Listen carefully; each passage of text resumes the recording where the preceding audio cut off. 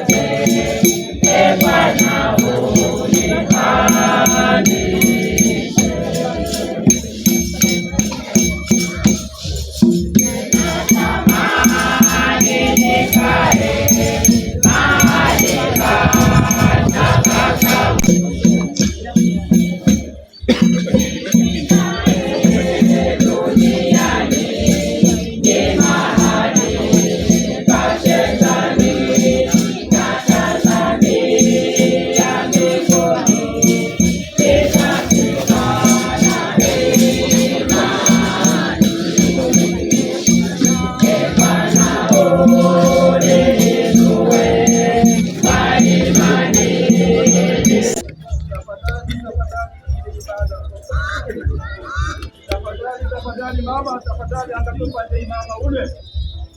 Mama wewe mbona? Some. Bali wewe mke mmoja tu kwa ndani naye. Wewe kiongozi wewe mlinzi wa kila jambo lolote ambalo linatendeka. Wewe Mungu wetu kila wakati. Naomba machache kwa jina la Yesu mkombozi wetu. Semeni nyote amina. Many people have gathered through the funeral and so on and so forth. I wanted to find out, during the process of introduction, you mentioned that you were the firstborn. Yes. Could you start by telling us your name? My name is Johnstone Alati. Okay. Yes. What does it mean to be a firstborn in a family of 8 or more? Firstborn, yes. It's a privilege being a firstborn. Okay. Also, firstborn in most cases, you normally take care of the family if the father is not there around. What are some of the challenges that you have faced? Actually, I haven't faced any challenge at the moment, but due to our passing of our dad, maybe I will have some, but at the moment, no. What do you think are some of the things you will greatestly remember your dad for? My dad has done plenty on my side. Yes, would you share with me? Taking me to school. Okay. Being a friend to him also, he used to call me a friend. I was just like he was my father, but he used to call me as his brother. Okay. So we shared everything at the same time with him. All right. So friendly. Okay. Were there days when you had a disagreement with your dad? No doubt. They have. I don't think. You must be a special case. I don't think. Okay. What about sibling? There is always sibling fights. How, as a firstborn, how have you been able to contain that and help the others come together as one piece? In our family, we are just equal. All of us are equal. Okay. All right. We just all equal. According to our dad, all of us are equal.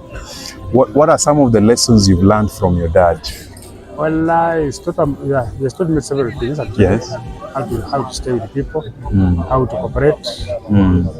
So many things actually. If you had an opportunity again to speak to him, what would that be? Just my dad.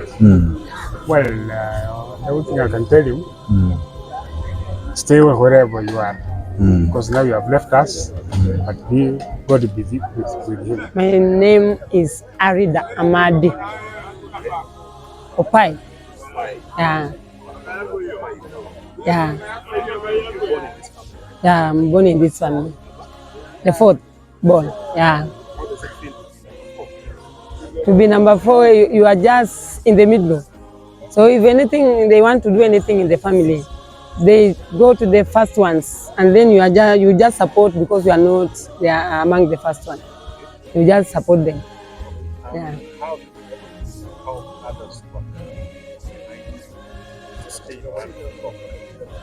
I've been able to help them through father, the way our father brought us up.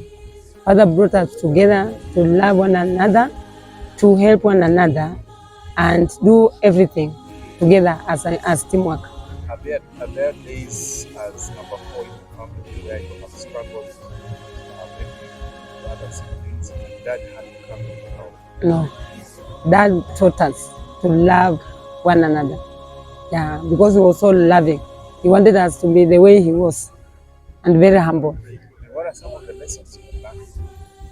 I've learned from my dad. He was a hardworking man, caring, down to earth, very humble, generous, and very social and friendly. Yeah. Are you happy Yeah. I want my children to be the way my father was. And they usually appreciate me so much and tell me, Mom, Grandpa brought you in a very good way. You are so humble like our dad. They didn't like the way I am because they say I am like my father. Yeah. Yeah. Yeah. The people who are watching me, I'm a teacher and I want parents to be the way my dad was. If you bring up children in a free atmosphere, loving and caring, children will learn up to the very highest level. So fathers should be very near to their children to help them to pursue in their lives, the way our father did to us. What is your name, sir? My name is Patrick Lichuma, a member of the choir and the vice chair of the choir ministry. Choir. How do you relate with the Opayi family? Opayi, we relate her in the choir. She sings in soprano. She sings in soprano. She's a very dedicated choir member. Yeah, she has sung for a short time. I've known her for around 2 years, but now she has shown a lot of dedication.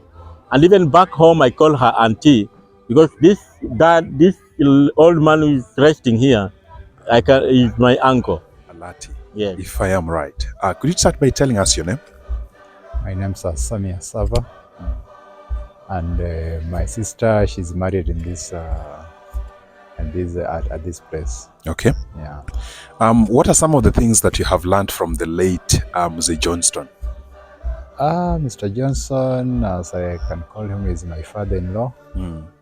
And I want just to say that I want just to send my condolences Okay. to the family. He has been a very good father. And on my side, he has been a very good father to me, and as a friend, as a counselor. Because most of the time when I was coming here, he was a welcoming father. Okay. And he knew how to talk and even to advise. I can remember the last time that I talked to him, I think it was 2 months ago. Yes. When I was talking to him through the phone, and he was advising me about the life. Yes. And on my side, I can say it's painful because I'm going to miss his advices and even his interaction. And for real, it's painful, but God knows. And we know that he has done his part. So it's for us to take what he advised us, take it in practice. Thank you. Thank you so much for your time. Thank Thank you for giving us your time. See you again. Thank you. Please start by telling us your name. Okay, thank you. My name is Japhet Asava. Japhet Asava. Yes. Okay. Yeah. We have seen you have come to the send-off of Mzee Johnstone. What did you learn from him? And how did you know him? Okay. First and foremost is to pass my condolences to the family for this great loss. And we say we have come to give them also our condolences. And may the soul of our father-in-law rest in peace. So he was your father-in-law? He was my father-in-law. What did you learn from him? Okay, I've not interacted with him much. Okay. But last year, that was in August, is when I had an opportunity to talk with him. Okay. We had a family gathering here at my father and my sister, Dora. Okay. She's married here. All right. So we had a family gathering, and that's the opportunity I got to interact with the Mzee. So during that particular session, he was very interactive, and he also gave us guidance, and we talked about how to live in togetherness, how to live in peace with the other people. So that's one thing I live to remember him for. You said you're a son-in-law in this place. Yes. Is that right? You're an in-law in this place. What are some of the things that you felt Mzee did to keep the relationship between your family and his family? Okay, one, I'd like to say with this having our sister having been married here Okay. for over a period of years, over for 30 years. So Okay. there have been, we have had that good relationship. I've not had any kind of quarrels. Okay. So in that itself, finds the kind of father he was, keeping his family together, Okay. up to date. Even his sons, have seen them being together, which is a very hard thing Okay. to see even in another community or in other family. So just in itself, it tells you he was a disciplinarian. He was a person who fostered unity in the family. Thank you And so even when much. you look here, you see it's a father that really was a father to many. Okay, we can we wish him well. We can see that from what you have said. Thank you so much for giving us your time. Thank you. And it's a pleasure. We hope that as you go through the process of laying him to rest, you'll find comfort in this difficult moment. Yeah. Thank you. Our condolences. I'm Oroga Francis. Oroga Francis. Yeah. How are you? How did you know Mzee Opayi? Mzee Opayi, in the first place, before I knew him, he used to interact with my sister while in Nairobi. Okay. In fact, my sister knew him even before knowing my brother-in-law, Job. Okay. He was a very welcoming man, very social, very interactive, and he could share my ideas. Okay.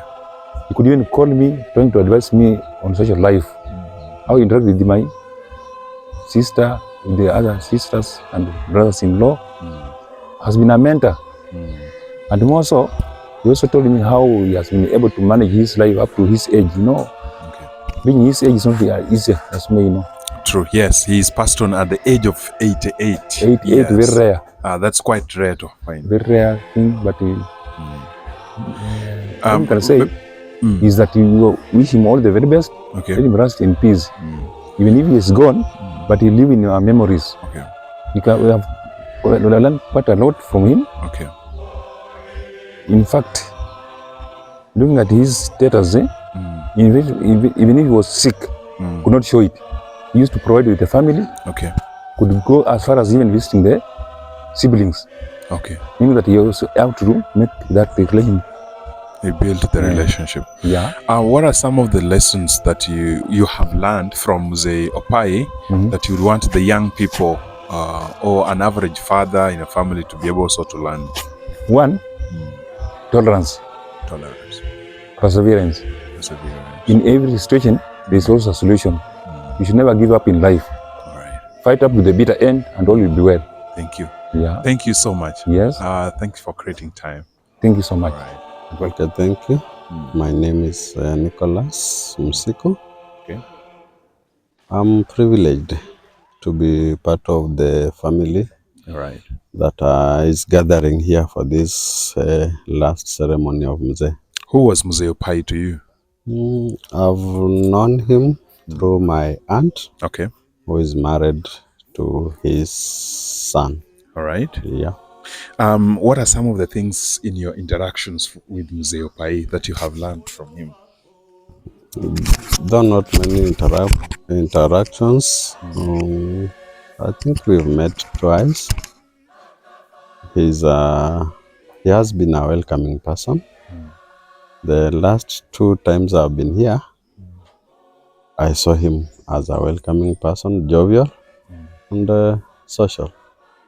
Okay, social person. Yeah. What would you consider as your best moment with him?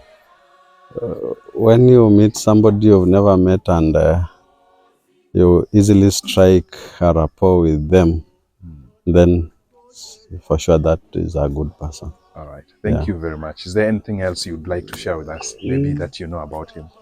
Mine is just to say pole to the family and wish Mzee good or peaceful rest. Jina lako ni nani? Felicia Mageni. Felicia Mageni. Mzee Opayi ulimjua aje? Naweza muita father-in-law. Father-in-law. To my sister. Okay. Yeah. Kuna vitu ile you learned from Mzee Opayi while alikuwa na wewe ama na wengine muli interact? Opayi, the late ama huyu the mwenye? late, yes, the late. Mzee The grandfather. Yes, the Huyu one. na Alati. Yes. Huyu na Alati. Alati, yes. Opayi is the Asante sana for that correction. Nilimjua kama mzee mtulivu, mzee wa mafunzo, tena alikuwa mzee mvumilivu, mnyamavu. Okay. Hakukuwa yule mzee mwenye maneno mengi. Are there some lessons you learned from him? Ile mafunzo you got from him? Nilijifunza kuwa mtulivu. Kukuwa mtulivu. Okay. Na mwenye upendo. Na tena alikuwa wa kujitolea. Hakukuwa mchoyo.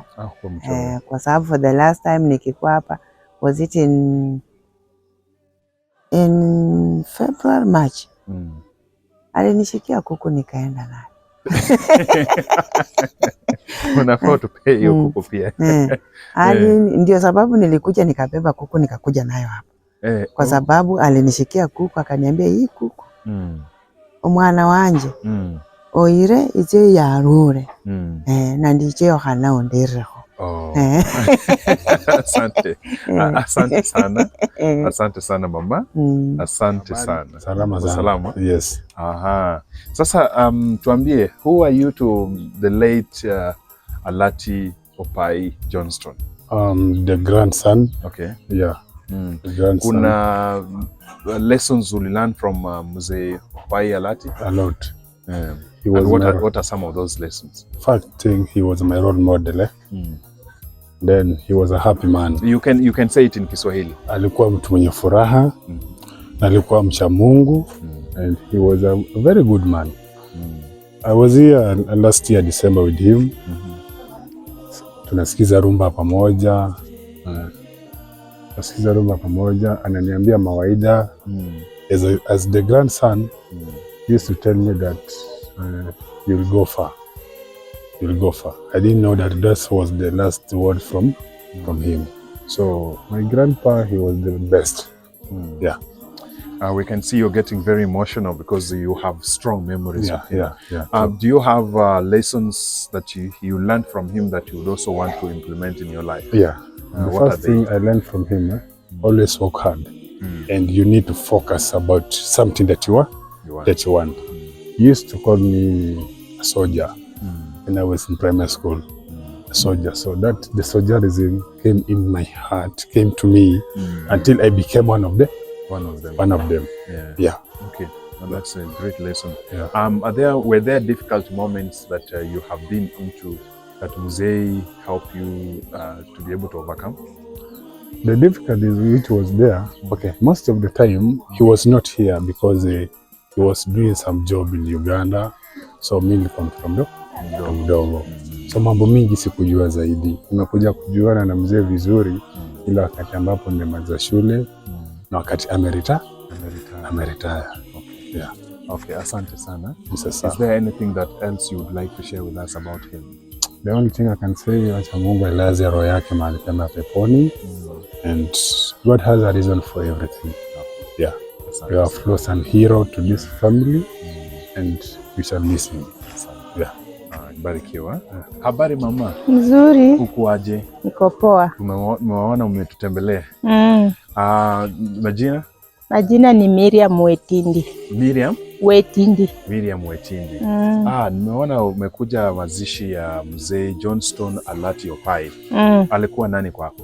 Ni kuka. Kuka. Nini ulijifunza kwa huyo kuka? Huyo kuka alikuwa mtu mzuri, mzee wa hekima na maarifa. Kuna ile mafunzo ungetaka ku apply ama ku encourage wale wengine? Vile huyo mzee alikwambia ama alikufunza? Yenye amenifunza? Yes. Yenye amenifunza, amenipea maarifa ya kukaa ukiwa katika hii dunia. Okay. Kuna kitu kingine ungependa kusema sasa? Hapana, ni hiyo tu. Okay. Asante. Asante sana. Mzuri. Tumeona umetutembelea hapa kwa mazishi ya Mr. Johnstone Alati Opayi. Jina ni nani? Naitwa Alice. Alice. Alice Hamisi Daniel Ateko. Huyu alikuwa mtoto wa mchomba yangu na alikuwa kama ndugu zangu na alikuwa mzuri kwangu kabisa kama ndugu yangu kabisa. Hata taka ya mwisho tuliongea naye vizuri, akanipea kwa heri, akasema nitarudi tulaleko na yeye. Na kumbe ndio kwenda. Niko na huzuni kabisa. Sasa mimi nahitaji tu maombi. Pole mama. Sasa kukaa kwake tulikuwa tunakaa naye muda kidogo kwa sababu alikuanga nje. Na mimi naye nilikuwa natembelea huyu senje yangu au mchomba yangu. Yawa walinipenda kabisa kwa sababu yeye alikuwa mmoja na mimi nikakuwa mmoja. Sasa nilikuwa tunaishi na yeye na ya watoto wawili wa kwanza, wa huyu msichana na kijana. Sasa vile nilikuwa nakuja walikuwa wamenipenda kabisa kabisa. Sasa nikakaa kama mtoto ya hii muji. Sasa usichana ikitokea nilienda pali na walikuanga nje wakitafutia mama chakula. Sasa kurudi nilikuwa tunakuja natembea wananiingiza vizuri. Hata nikikosa transport ananipea transport na akaniambia sisi ni watoto wa mtu mmoja. Yeye amesaliwa mmoja na mimi naye nilisaliwa mmoja. Sasa tukapendana kabisa. Hata nikitaka kurudi mpaka anipe transport ya kurudi. Kuna kitu kingine ungependa kusema mama? Nataka kusema Alati na mama Jessica walikuwa wazuri sana sana. Walikumbuka hoja ni kama mchomba yao. Walikumbuka wakasikana wawili na mtoto. Wakaletea sisi ng'ombe. Lakini saa ile ng'ombe ilifika walihitaji mimi. Alice iko wapi? Mama akaniita, baba alikuwa mgonjwa, wakaingia, wakapeana hiyo ng'ombe. Mimi ndio niliomba maombi ya mwisho kama wanatoka, kama wamekuletea ng'ombe ile inaitwanga ya waveua. Walileta hiyo ng'ombe. Mimi nikakuwako na ule kijana mwenye ananifuata. Tukasema iko na heshima yake na aende na heshima yake. Asante sana. Asante sana Mama Alice. Abarikiwe. My name is Melvin Nakuti. Okay. My name is Keisha Oyela. Okay. Leslie Aoko. Okay. So how do you know Mzee Johnstone Alati Opayi? Who is he to you? He was our grandfather. Okay. Yes, he was our granddad. All of you? Yes. Because you are from the same mother? No. Same father? But the same mother. But all grandchildren? Yeah. Okay. What are some of the things that you learned from the late Mzee Johnstone Alati Opayi? So, his characters. Okay. He was loving, caring. You know, when we came to this place, we used to enjoy his company. For me, he was loving. The memory that I have about him is when the time back, when we wake up, we usually find him seated at the veranda there, listening to KBC. Yes, that station. He used to love that station very much. His death has brought, the family together now. We know each other, like cousins. So, yes, it has brought us together. All I want to say is, may his soul rest in peace. Like, we love you, and we feel happy for you. The lifespan that you have lived, it wasn't for nothing. Okay, I'm Charles Makusa. Charles Wakusa? Yeah. How did you know the late Alati Opayi? I knew the late through his behavior and well living with the people. Okay. He was a very good person in the community. Okay. Yeah, so we know him about many good things. Would you like to tell us some of those good things that you have learned from him? Okay. On my way, or on my side. Yes, yes. He was my friend by storytelling about the community, about the people, and how to stay with people in a good way and in a good manner. Were there days when you had difficult times and you had to approach him so he could help you? Yeah, I did. When in good times or in any bad situation, I used to come to him, and he used to give me some advices and how to stay with people around the community. Okay, this Mzee taught me how to stay with these people and the community, and he told me to love one another. And if there is anything that can hurt someone, we just talk with some people around us and the eldest people. So this is much I know about them there and what we. It's my first cousin. Kuna lessons you learned from him? Yes. Would you like to share with us some of the things that you learned while you were living with him? He was generous to visitors. He was generous in the family. He was kind. He was welcoming. Those are the lessons I learned from him. The young people should be respectful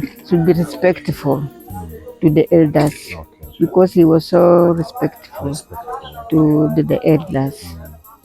So I would like the young people to emulate him, the way he used to be kind, the way he used to be welcoming to the visitors in the home.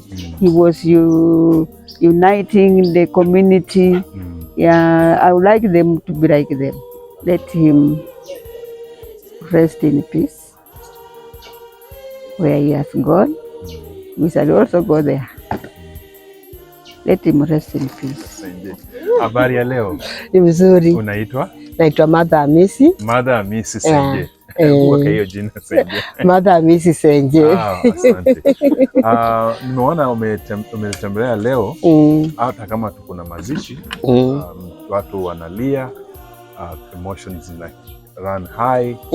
But tuambie, nini ulijifunza kwa hiyo muda mlikuwa na mzee Johnstone Alati Opayi?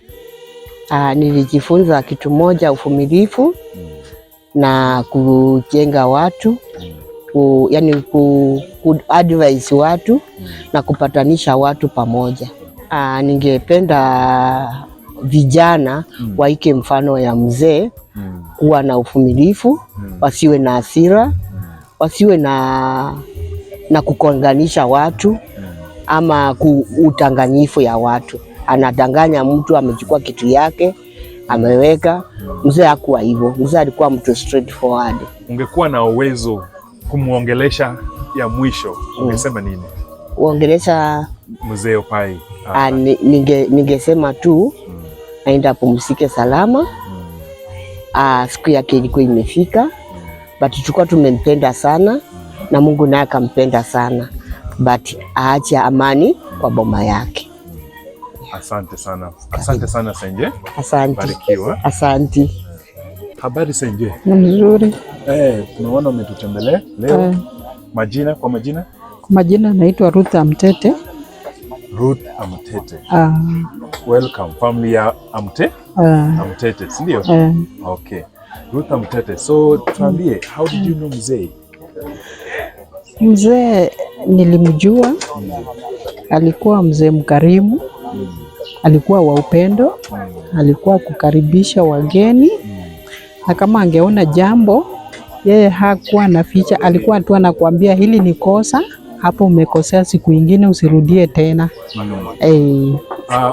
Sasa wewe ni nani kwa mzee? Kwa mzee? Sasa mimi naweza kumuita kama, tuseme kama baba yangu, juu msichana wake alioleka na ndugu yangu.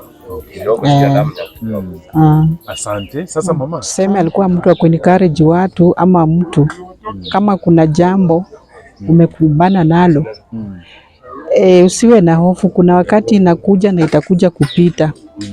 Alafu ujipe moyo wakati wowote, alafu usidharau mtu.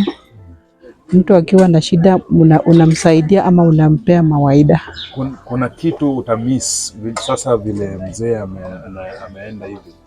Kuna kitu, what will you miss? Mkikutana ile furaha yake na kusmile na kukuambia welcome, hiyo ndio nitaimiss.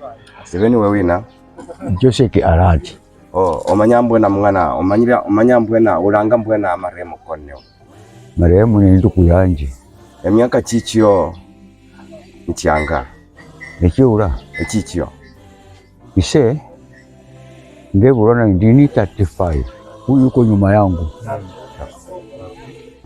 Majina yetu ni moja. Najua watoto wa nyumba moja. Barebanga aratofie uno waikako sina kuye. Sindisi waikako kuye ni sina. Ishamanyire kwa Alati ni nduku yanje. Samwana nende papa na echo kulubo mundu mulala. Bachukua mtu moja. Barebanga esio wekako sina. Matuka mwabanda Alati. Waikako sina anini waikako sina kuye. Matuka mwakamenya naye. Sio wekako kuye ingana lyo kuambania. Nomise sina anomba nisina sina no mukunyola rwara atachiye. Usina mukunyola. Utamiss mambo kadha wa kadha. Nishire obwamba ni bwo kuleta nabwo shira bwo kutiana nayo bakukula maye mayu ni hokula nayo. Hema tulikuwa kwa umoja. Uongee Kiswahili ndio nisikie vizuri. Okay. Okay. Huyu mzee unamjuaje? Huyu mzee ama wewe ni nani kwa huyu mzee kwanza? Huyu mzee ni mkwe wa bwana wangu. Yani ni shemeji. Okay. Nini ulimjua kuhusu huyu mzee? Huyu mzee ambaye ni shemeji yangu alikuwa mkarimu sana na alikuwa ananipenda kama bibi wa ndugu ya bibi yake. Okay. Na akanipenda kupenda. Hata nikiwa napita kwa njia alikuwa ananifurahia, akitoka huko anacheza kifo kimenikosea. Kifo kimenikosea. Pole. Huyu mzee alipeana ng'ombe kwa poma lenye nimeoleka. Hiyo ng'ombe ndio mimi nilipelekewa kwetu. Si ni mzuri? Ni mzuri sana. Si ni mzuri? Mzuri sana. Na hata alikuwa tupato anasema ataongeza ng'ombe. Bahati mbaya sana. Sasa Mungu alinipenda kushinda mimi kwa sababu ni kiumbe chake. Niseme nini? Kuna kitu tena ungetaka kusema ya mwisho kuhusu ile mafunzo ulipata kwa huyu mzee? Huyo mzee mafunzo yake ilikuwa mzuri. Mimi nataka kusema kwa Mungu afariki familia, afariki watoto wake, afariki na hata shemeji yangu mwenye anaishi na yeye. Asante. Na ni hao, siwezi kuendelea mbele. Nataka tu yenye nimepaki watu wa Mungu wataniombea. Si hata nyinyi mnajua maombi? Yes. Si mtaniombea? Ni kweli tutakuombea. Asante. Yangu ni hayo. Asante. Asante. He's a very cheerful man. In fact, in April, during Easter, after his discharge from hospital, I talked to him. He sounded lively. He was very cheerful. And little did we know that we were saying bye to him. Kwa hivyo nimesikitika sana. Otherwise acha Mungu amweke mahali pema. Asante. Say something now? Yes. Yeah, it's too soon. I know the family love their father, especially Rose. I've known Rose for a couple of years. She's been my good friend, my wonderful friend. We knew one another when we lived in Nairobi. So the three of us have already left Nairobi. We just come shortly and we part. But we've lived with Rose in Nairobi for a couple of years. And I knew Rose through my big sister here, Beatrice. She's been a good friend to Beatrice. Now because of Beatrice, she has also become my friend. So I can just say pole to the family, especially Rose, my friend. I can only tell her she stands with God. It's only God who can control and even pray and even honor. It's only the love of God that's going to stand with this family. So I just say, may Mzee soul rest in eternal peace. Thank you. My name is Alati. Alati. Yeah. You are child number what to Mzee Alati? Me, I'm a child number 7. Number 7. Yeah. Such a big family. Yeah, we have a very big family. How does it feel to be down there? You are loved by everybody. I understand. Yeah. Now, today people have gathered here to celebrate the memories of your father. Yeah. Mr. Johnstone Alati Opayi. Yeah. What are some of the things that you have learned from him as a father? You know, my dad was a great man. Our dad used to love us. Since I was born, my dad has never beaten me up. He was my teacher number 1. He was your teacher number 1. Always giving us advices up and down, how to live, how to live in the society, how to love the neighbors. My dad was a great man. Yeah, I've lost a great man. A great man. Yeah. A great man. What will you miss about him? My dad was always happy, jovial. My dad has never called me my name. Yeah. Oh. My dear, always. My dear. He has never called me my name. Yeah. Well, what are some of the things that you, as now, I know you're a father now. What are some of the things you've learned from your dad that now you will be able to impart it in the grandchildren? You know, my dad one time told me taking alcohol and smoking, these funny things, was an illegal issue. So I took it from that joint. Up to now, I have never tasted those things. Now my siblings will carry on with that mantle. They will never do it in their lifetime. Now that dad is not around, what are some of the challenges that you're feeling that you're going to face as a family? Now, before dad left us, I think he had prepared us mentally. Okay. Yeah. Dad knew he was going to leave us. Okay. So he had prepared us mentally. So I don't feel whether you're going to have challenges. Because in one place, Dad told us to love everybody. Okay. My sister and brothers, we love each other. Okay. We don't have any enmity between them. So there are no challenges we're going to face. If you had an opportunity again to say something to him directly, what would you say? What would that be? My dad, yeah. A great man. Dad was a great man. I never forget my dad, a great man, always. And there's nobody whom I can go to my dad whatsoever. Yeah, he was a great man. Okay. Yeah. Is there anything you'd like to share with us, Musho? My dad always used to tell me that you should love everybody, no matter what, even your enemies. Love your enemies. Because when you love your enemies, they will come later on, come banging to you, asking you, why don't you hate them? But love even your enemies. At the end of the day, you'll make it. Yeah.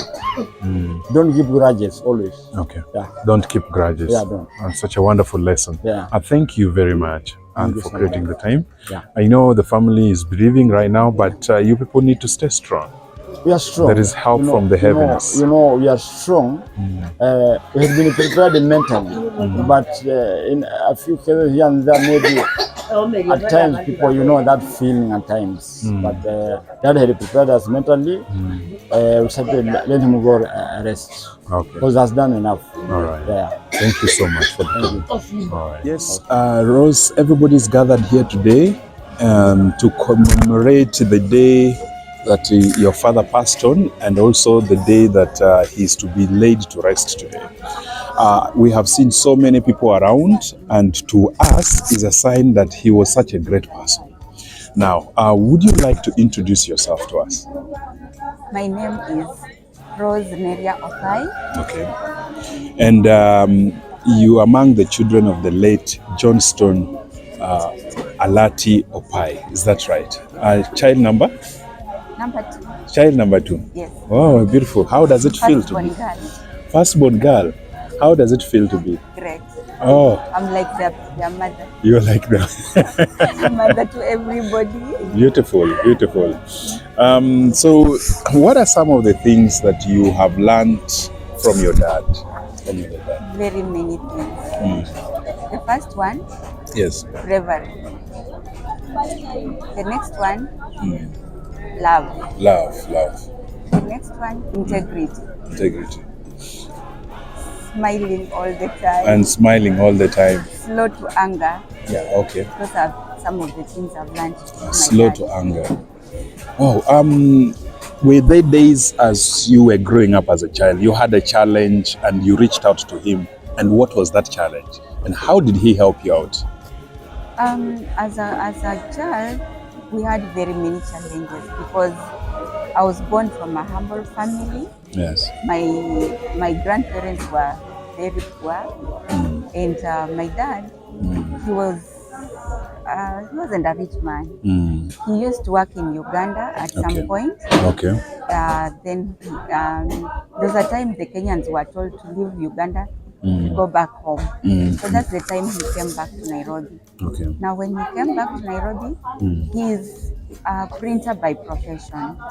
So he got a job with a printing press in Nairobi in town. Okay. So he worked there. He was a very good printer because every time people could order calendars from him. And when you could look at the calendars, you would really know this is a technical person who has made something very good. And you also, as you are the firstborn girl in the family, you are a family of? We were 8. We were 8. No, we were 9. 9. Then we lost 2, a boy and a girl. We lost my immediate follower. Oh. In fact, I have a niece. I came with her to church sometimes in August, at the same time in February. So she keeps visiting Nairobi on and off. So she's the daughter to my late sister. Okay, what has being number 2 and the first girl in the family taught you? You have to be available all the time. Everybody looks upon you. When they need anything, you are the first to be called, regardless of whether you have the means to do it or not. And then, what about in terms of the boys? How would you consider your relationship with them? We love each other. My family is a great family. Like sometimes we have families where we find there's a lot of enmity, there's a lot of mistrust. But my family, I think it's a lovely family. It's a lovely and family. I think it's my dad who has made us what we are. Okay. I can't say that we have actually quarreled at any time in public. If we have differences, we sort them quiet. We don't argue, we don't fight. We just love each other. When we interviewed one of your brothers, he mentioned that your dad had never called him by his action names. He referred to him as dear. Did he ever call you with your first names? My dad never calls me by my name. What? No. I was named after his mother. Okay. And that mother, she was a lovely woman. Very beautiful. All right. Very smart. And every time you could give her anything, she tells you Asante Sana. She will never forget to say Asante Sana. So people started calling her Asante. And then because she was very smart, they used to call her Asante Maridadi. So that Asante Maridadi, when I was born, that was the first name I was called, Asante Maridadi, meaning the mother to my dad. So that means Asante Maridadi. Asante Maridadi. Okay, that is... Because she was a beautiful woman. I really don't know whether I'm beautiful or not. We can testify that you're looking beautiful already. Okay, maybe let's go back to Dad. Now that he's passed on, What does it mean for you as the leader of the family? It is devastating. We don't know where we'll start from. Okay. Because Dad has been our anchor. Yeah. He has been our pillar. He has been everything. Everything that we need. So we don't know. Maybe we'll have a lot of consultation among each other because we have to learn. We really have to learn to live like the way that taught us. If you had an opportunity to send your love to him or say a message to him, what would that be? I would tell him that I love you very much. You loved me so much. Every time you called me, I could respond positively. I love you, Dad, and I'll always love you. But God loved you more than we loved you. So we want you to rest in peace. You leave blessings for us. We want to be good people, the way you've been good people. Thank you so much. Would you like to share message ya mwisho to the family of Mr. Johnstone Alati Opayi and also his grandchildren who are either here and those who are not here? For the grandchildren, I will tell them to humble themselves before God and before human beings, so that whatever they do, they'll only be blessed when they humble themselves. Thank you so much. Thank you so much, Rose, for having this interview with us. You are awesome, and we love your family. We are all here for the love of your family. Thank you. Thank you. Bye-bye. Bye-bye. Okay, we are here as friends. Yes. Of the Sagalas family. Yes. And this family has been with us, and we know them, and they are our friends. Okay. Probably we could not have interacted. Yes. With Mzee personally. Yes. But when you see the family, you know they were brought up well. Okay. And it's the work of Mzee. It's the work so we appreciate so much. So we came here to stand with them, and we appreciate so much. Thank you.